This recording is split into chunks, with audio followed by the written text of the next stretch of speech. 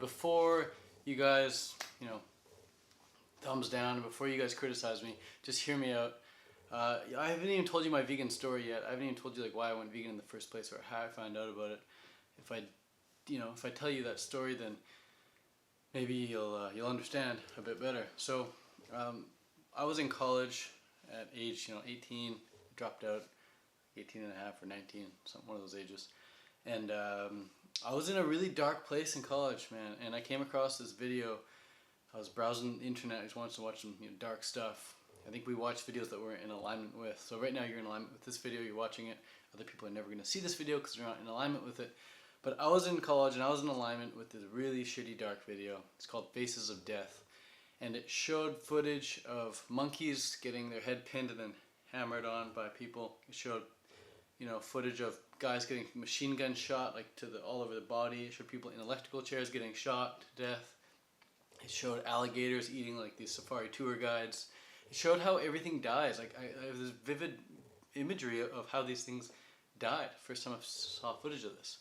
But out of all the things I saw in that documentary, all these things I saw die in this documentary, the thing that hit me the hardest, the thing that made me the angriest, the thing that can still to this day bring me to tears, is seeing the footage of chickens and pigs and cows being hit and shot and sliced open in these slaughterhouses. It's just fucked up, man. It's fucked up how people can continuously go about their day eating, these factory farmed animals without ever seeing any footage of it. Or even if they do see footage of it, they just don't care. There's a disconnect, and they just continue eating these factory farmed animals. So that really pissed me off, and I was like, I am going vegetarian right away. I didn't really know much about vegan. All I knew at the time about vegan was that it was really weird and I wouldn't want to be one of them.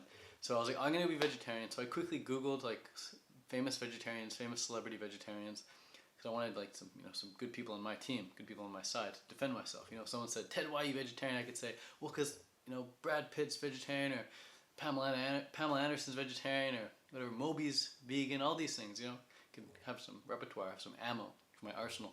Anyways, I decided to go vegetarian right away after seeing that footage. And then shortly after that, one thing led to another. I became vegan because I started cutting out things from my diet to help clear up my acne. And that's actually how I got into raw food as well. I just continuously kept cutting out, like obsessively just cutting out things out of my diet so that all I was left with was fruit at the end of the day. And then that eventually led to me having clear skin. So thank God for me watching that documentary to get me into vegetarian, which then led to veganism. And thank God for me having really bad acne. Thank God for me having shitty acne. Otherwise I wouldn't have kept cutting stuff out and made it to this raw lifestyle. And I've been raw now for 8 years. 2017 is going to mark my 8th year of being raw. It sounds insane to say that, because it feels like yesterday I just stumbled upon 30 bananas a day. It sounds like yesterday when I first read the book Thrive Diet by Brendan Brazier. And in that book he talks about how 80% of your calories should come from raw food and 20% should come from cooked.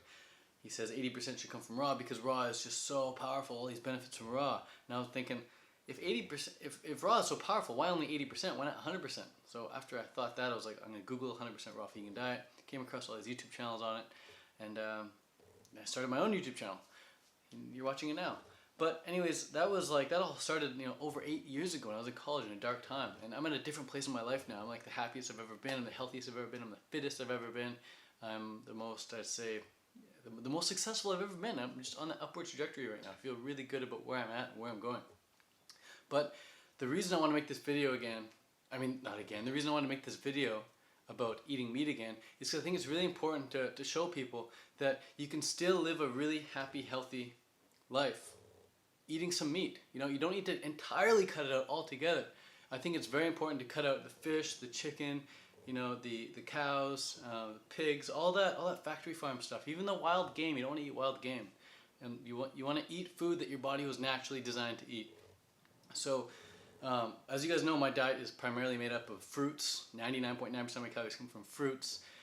I have some vegetables every now and then for sure, but for a couple of years there I didn't. It was just completely fruit. But I'm back on the vegetable train, just little bits of vegetables here and there, just to, I don't even know why I eat the vegetables. They don't taste amazing. I just eat them because they're there, I suppose.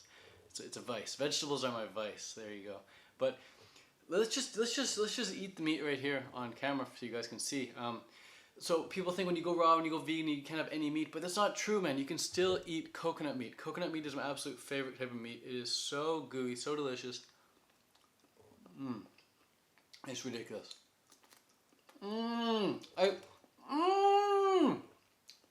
No meat out there. No other meat out there. Holy effing G. This is ridiculous. So good. No other meat out there is going to make you moan when you eat it. Wow. Seriously. There's got to be technology in the future where I can just say, hey, there you go. And you eat it. Let's focus on that. Get some focus on that. Here we go. Coconut meat. Thank you very much. Delicious. So, there you have it. I'm eating meat because I can. It comes from coconuts. It's totally legit. You don't need to totally cut out all meat to consider coconut meat. And I feel really good about it, man. I'm so happy that I can still eat meat on a vegan diet. I'm so happy that you guys, like, hopefully aren't judging me negatively for still eating some meat there.